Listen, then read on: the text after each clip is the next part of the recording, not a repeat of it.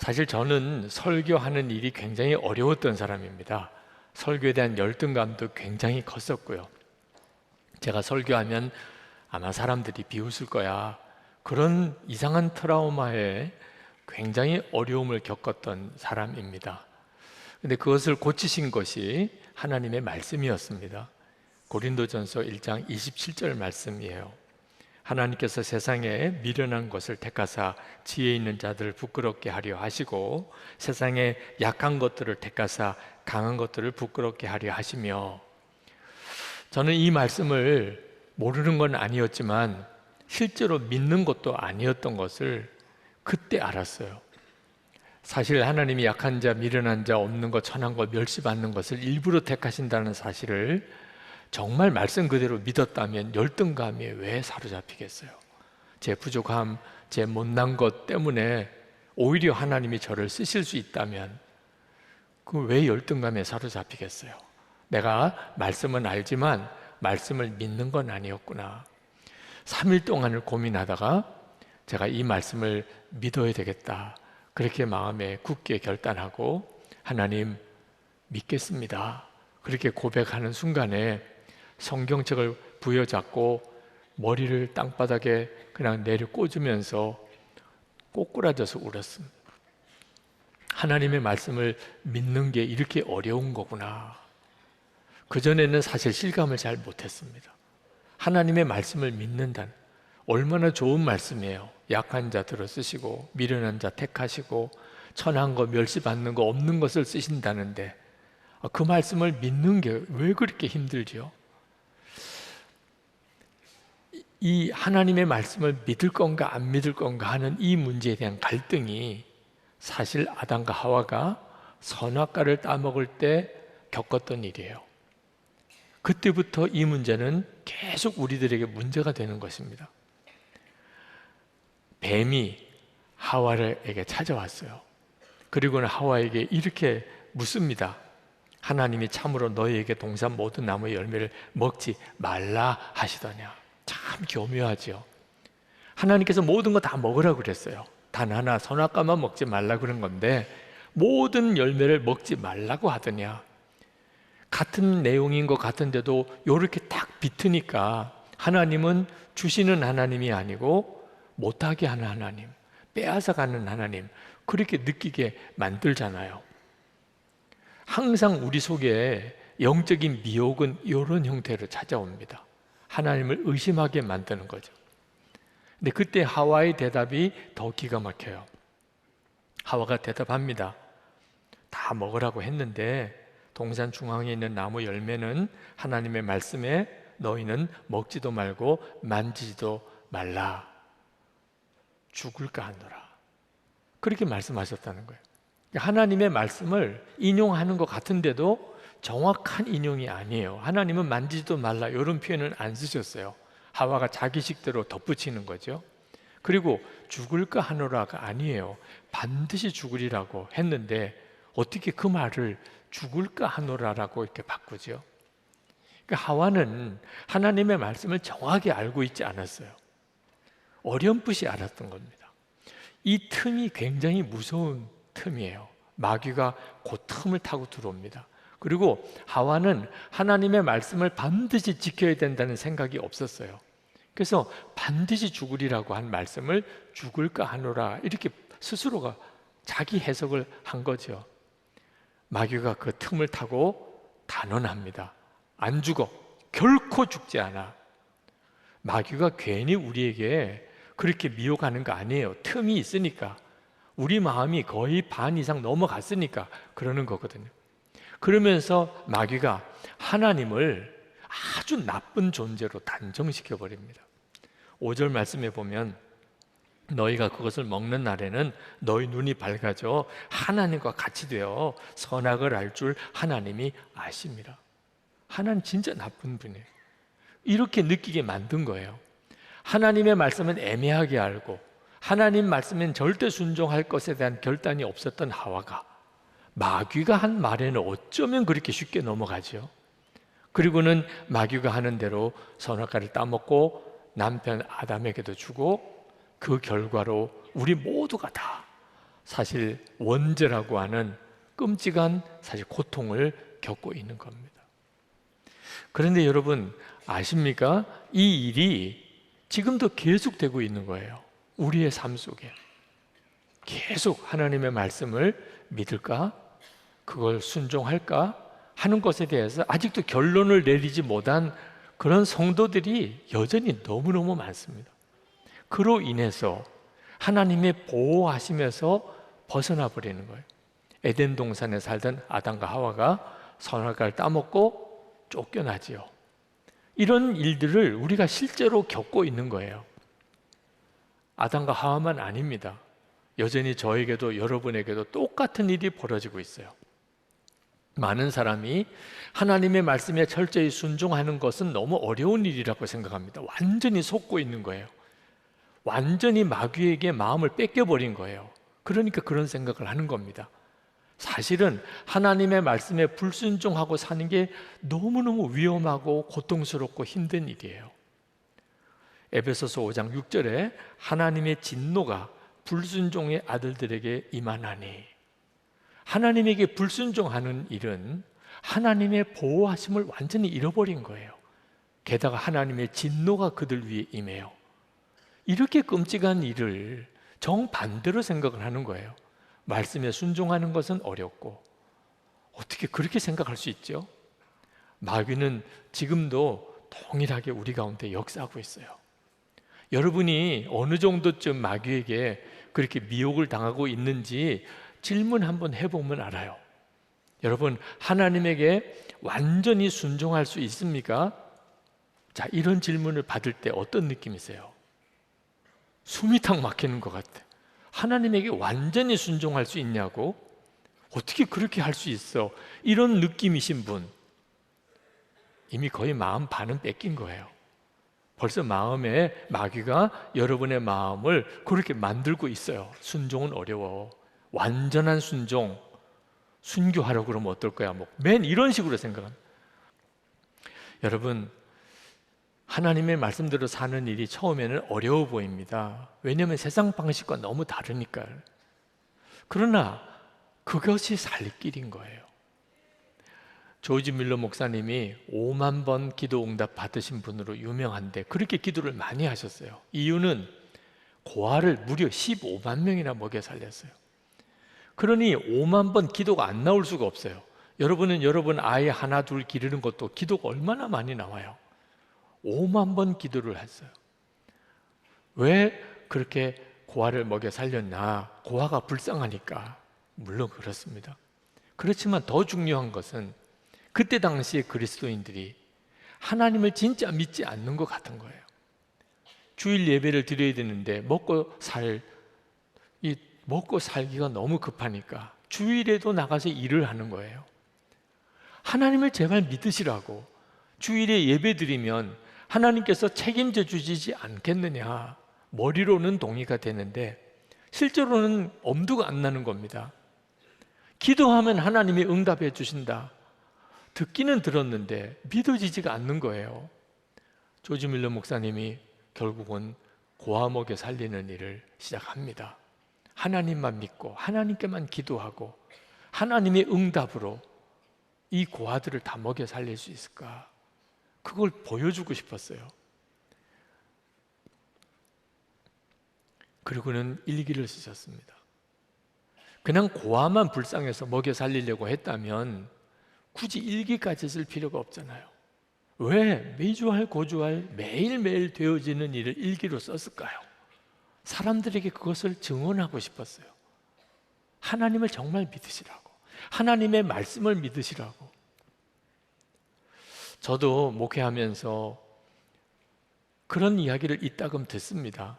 선교비를 보내고 구제비를 보내고 어려운 교회를 돕고 그런 일을 하면, 목사님 우리 교회에 부채가 많은데 우리가 지금 그런 일을 할 때입니까? 그런 이야기를 들어요. 그러면 깜짝 놀래요. 부채가 많구나, 우리 교회가. 우리 교회가 건축비 부채가 많은 걸 그때서야 생각이 나요. 진짜 잊어버렸어요. 그러니까 여기도 도와야 되겠고 저기도 도와야 되겠고 그런 생각이 드는 거죠. 그런 병이 언제부터 왔냐면 구하라 그러면 주실 것이요. 주신 줄로 믿으라고 하시는 말씀을 정말 믿고, 제가 이 교회 담임하고 예배당 건축이 끝났을 때 부채는 엄청나게 많이 남았고, 그때 하나님께 하나님 이 부채를 하나님 해결해 주세요.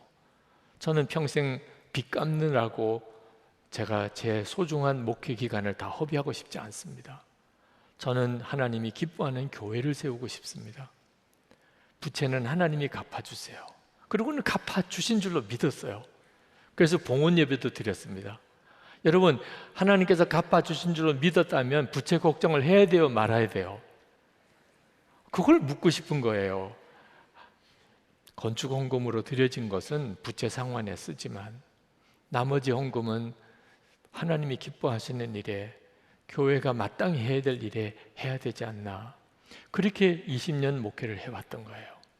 하나님의 말씀을 진짜 믿어야 비로소 순종이 되는 거거든요. 제가 담임하면서 생명의 말씀, 생명처럼 붙잡은 말씀이 에베소서 4장 3절 말씀입니다. 평안에 매는 줄로 성령이 하나 되게 하신 것을 힘써 지키라. 저는 어려서부터 교회에서 자랐지만 마음이 참 힘들고 고통스러웠어요. 그것은 교인들이 싸우는 것을 어린 아이 때부터 보았어요. 아니, 왜 예수 믿고 성도들이 천국 같은 공동체인 교회로 모여서 싸우고 살아야 되냐 말이에요. 왜 교인들과 교인들이 서로 원수처럼 살아야 되냐 말이에요. 하나님의 말씀을 보니까 우리는 이미 성령 안에서 하나가 되었다는 거예요. 하나 되라는 게 아니고 하나 되었음을 힘써 지키라는 거예요. 그래서 저는 우리 장로님들과 교회 일들을 결정할 때 항상 완전히 하나 되는 것을 통해서 분별을 받았습니다. 한 분이라도 반대하면 안 해요. 이 원칙으로 교회를 의사결정을 하는 일이 결코 쉬운 일은 아니었어요. 이래서 교회가 되겠나, 이런 위기도 있었어요. 그렇지만 하나님의 말씀이니까요. 우리는 이미 성령 안에서 하나인 거예요. 그 말씀을 끝까지 지키고 또 지켜왔어요. 그래서 저희 교회 안에, 장로님들 안에, 목회자들 안에 파가 없어요. 파를 둘 이유가 없어요. 한 번이라도 반대하면 안 되는 거니까. 정치가 없어요. 교회가 하나님이 기뻐하는 형태의 교회가 그래서 선 거예요. 한 번은 장로님들께 제가 넌지시 그렇게 말씀을 드렸어요. 성령의 하나됨을 지키는 게 참 힘들잖아요. 그러니까 이제는 그냥 다수결로 합시다. 그랬더니 장로님들이 막 화를 내시면서 안 된다는 거예요. 너무 감사하더라고요. 하나님의 말씀이니까, 그대로 가야 하니까. 그렇죠? 앞으로도 저는 이건 대단히 중요하다고 믿어요. 저는 목회하면서 한 가지 마음이 아쉬웠던 것은, 부흥을 위해서 그렇게 기도했는데 하나님이 은퇴할 때까지 저에게 한국교회의 부흥이 임하는 것을 보지 못하고 마치게 하시는 것이 너무 아쉽고 안타까웠어요. 제가 원하는 부흥은 사람이 많이 모이는 것이 아니었어요. 모두가 다 하나님의 임재하심을 경험하게 되는 거예요. 그 일은 하나님이 약속하신 거였어요. 그런데 제가 은퇴할 때까지 그런 일이 한국교회에 일어나고 있다고 느껴지지 않은 겁니다. 제가 로잔 대회를 이렇게 섬기는 까닭도 이것이 어쩌면 저에게 주어지는 마지막 기회인지도 모르겠다. 그래서 한국교회를 찾아다니며 모임마다 가서 우리가 로잔 대회를 위해서 기도하면서 한국교회의 영적인 각성을 위해서 기도합시다. 그렇게 호소하게 된 거예요. 그러나 그때마다 제 마음속에는 계속해서 마귀가 조롱 섞인 말을 하는 것을 느낍니다. 그런다고 부흥이 되겠어? 너 얼마나 오랫동안 그 일을 위해 기도해 왔었냐? 이제 로잔 대회가 1년 조금 더 남았는데 되겠어? 말도 안 돼. 그게 저에게 있어서는 너무 괴로워요. 실제로 그렇게 느껴지기도 하거든요. 한 번은 저녁에 기도하고 그리고는 샤워를 하는데 샤워하는데 막 속에서부터 눈물이 터져 나오더라고요. 분명히 주님 말씀하지 않았습니까? 요엘서 2장 28절에 그 후에 내가 내 영을 만민에게 부어주리니 너희 자녀들이 장래일을 말할 것이며 너희 늙은이는 꿈을 꿀 것이라. 분명히 주님이 그렇게 말씀하지 않았습니까? 막 샤워하는데 막 통곡하게 되는 거예요. 또 그런 일은 처음 겪었어요. 그래서 불이 나게 씻고 하나님께 더 기도할 시간인가 보다. 그리고 기도하는데 그냥 막 애통함이 터져 눈물 콧물 범벅이 되고 화장실 가서 다시 씻고 또 와서 기도하고 또 씻고 와서 기도하고 그러기를 몇 번 반복을 했습니다. 마음은 너무너무 답답해요. 근데 하나님과 사이에 뭐가 제대로 뜻이 통하지 않는 것 같아요. 제가 이렇게 답답해하는 것이 하나님께서 뭔가 제게 말씀하시는 것을 내가 못 알아듣고 있는 듯한 느낌이 드는 거예요. 근데 그때 정말 너무너무 선명하게 하나님의 부흥이 이미 임했잖아. 그런 마음이 확 드는 겁니다. 성령께서 제게 말씀하시는 것 같아요. 이미 말씀하셨던 걸 제가 못 알아듣고 있었던, 하와가 애매하게 주의 말씀을 알던 것처럼. 그러면서 모든 것이 풀어지기 시작해요. 2000년 전에 그때 초대교회 성도들이 지금 이 시간에 이 땅에 와 본다면 그들은 아마 기절하듯이 놀랄 거예요. 예수님을 구주로 믿는 사람이 이렇게 많은가? 정말 사람들에게 성령이 부어지고 있는 시대예요. 여러분 중에 예수님을 구주로 믿는 사람 다지요, 다. 그죠? 아마 이 영상으로 설교를 듣는 분들도 다 예수님을 구주로 믿고 있을 거예요. 성령이 그에게 부어지지 않았다면 있을 수가 없는 일이에요. 예수님을 구주로 믿는 사람이 어찌 이렇게 많지요? 온 세상에 어떻게 이렇게 많지요? 구약시대의 아브라함, 모세, 다윗, 아마 그들이 지금 보시겠죠. 지금 이 시대를 보고 있다면 그들은 그렇게 말할 거예요. 지금 너무 놀라운 시대야. 유목사, 지금 너무너무 놀라운 시대야. 지금 하나님의 부흥이, 정말 성령이 만민에게 부어지고 있는 시대라고. 그 사실이 너무 분명하게 깨달아지는 거예요. 이미 부흥이 이렇게 임했는데 우리가 100년, 200년, 300년을 아마 걸쳐 본다면 다 느낄 거예요.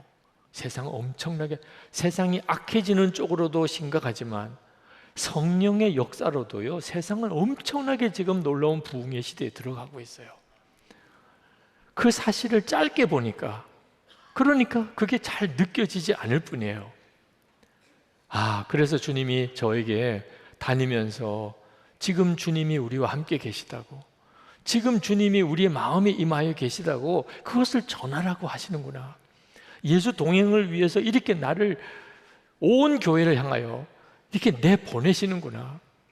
그래서 그때 하나님께, 하나님, 제가 그렇게 순종하겠습니다. 지금 이 시대는 엠마오로 가는 두 제자가 주님이 함께 계신데도 전혀 못 알아보고 스스로 답답해하고 슬퍼하고 고통스러워하고 두려워하고 있는 그런 시대인 거예요. 눈이 뜨이기 시작하면, 주님을 바라보기 시작하면, 그러면 모든 게 달라지는 엄청난 시대에 우리가 지금 살고 있어요. 인류 역사상 지금처럼 놀라운 성령의 시대는 없었어요. 여러분, 여러분이 지금 부흥의 흐름 속에 들어 사는지 아닌지는 대단히 중요해요. 요한복음 15장 5절 말씀, 우리가 진짜 붙잡아야 될 말씀입니다.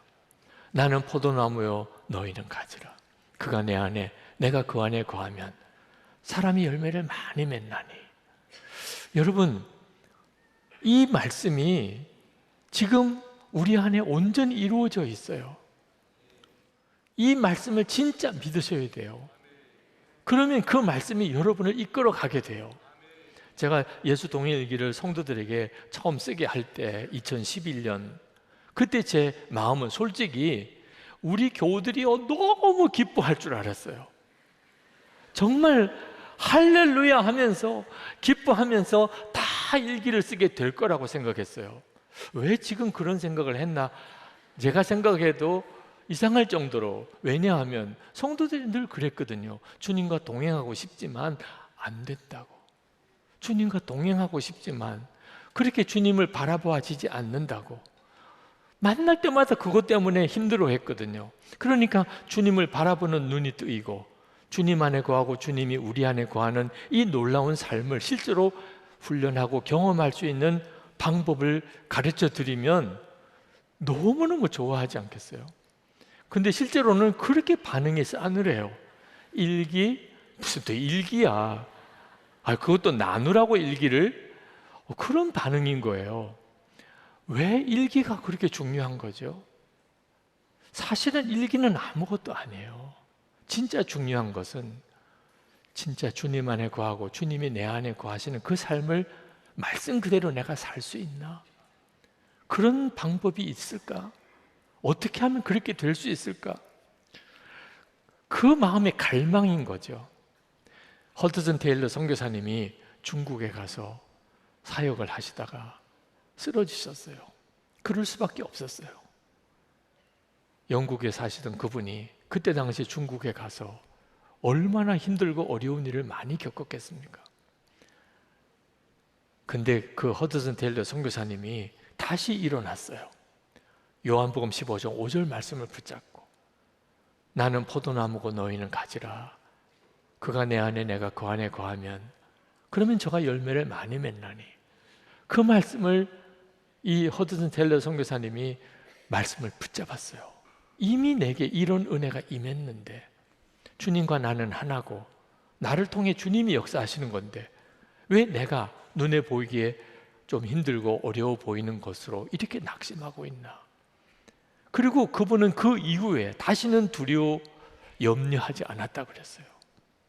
허드슨 테일러 선교사님에게만 그런 일이 일어나는 건가요? 아니잖아요. 우리 모두에게 지금 이 일이 허락된 은혜예요. 여러분 중에 실제로 삶이 힘들고 너무너무 어렵고 방황이 된다면 답은 하나예요. 하나님의 말씀을 보는 거예요. 하나님의 말씀은 우리에게 주시는 하나님의 편지예요. 여러분이 하나님의 말씀에 귀 기울이고 그리고 실제로 성경책을 펼쳐 읽기 시작하면 여러분이 다 주님이 여러분에게 주시는 구체적인 답을 알게 됩니다. 물론 주님 말씀하세요 확 펼치고 이렇게 점치듯이 하지는 마세요. 그건 정말 미혹이에요. 꾸준히 읽기만 하면 돼요. 창세기부터 성경을 꾸준히 읽어 가시면 돼요. 그러면 성령께서 여러분이 읽는 성경의 말씀을 통하여 여러분의 삶의 구체적인 문제까지 다 말씀하세요. 오늘 이 시간에 여러분 이 주일 예배를 드리고 하나님, 제가 하나님의 말씀을 그동안에 너무 소홀히 생각했습니다. 하나님의 말씀을 내가 건성으로 믿었습니다. 하나님, 저에게 하나님의 말씀을 명확하게 제게 들려주십시오. 제가 주의 말씀대로 순종하겠습니다. 그런 결단이 있게 되기를 원합니다. 정말 그런 간절함으로 여러분 앞에 선 거예요. 여러분 중에는 결단만 하면 뭐하나 그런 생각하시는 분들도 여전히 있으실 거예요. 근데 여러분 꼭 기억하세요. 여러분이 하나님의 말씀에 눈이 뜨이고 그 말씀에 순종하게 되는 일은 여러분의 결심으로 되는 일은 아니에요. 여러분 안에 계신 주님이 해주셔야 되는 거예요.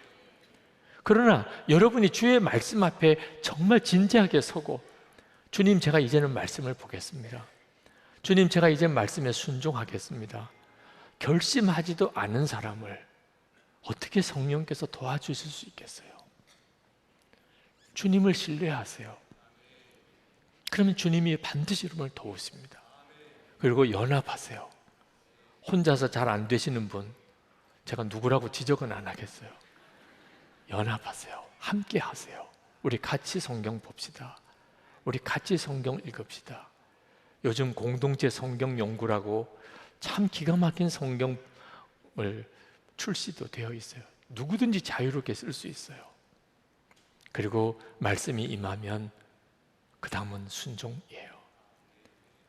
그것을 통해서 우리 인생 가운데 하나님의 살아계심이 드러나요. 이 시간에 여러분, 우리 다 일어나서 기도합시다. 하나님, 제가 주의 말씀 앞에 다시 한번 겸손히 서겠습니다. 주님은 저에게 말씀하실 분이십니다. 이미 저에게 주신 성경의 그 말씀을 제가 주님이 나에게 주신 편지라고 생각하고 읽겠습니다. 주님, 저의 귀를 열어 주의 말씀을 듣게 하시고 눈을 열어 주의 말씀을 보게 해 주시옵소서. 제가 온전히 순종하겠습니다. 통성으로 기도하겠습니다.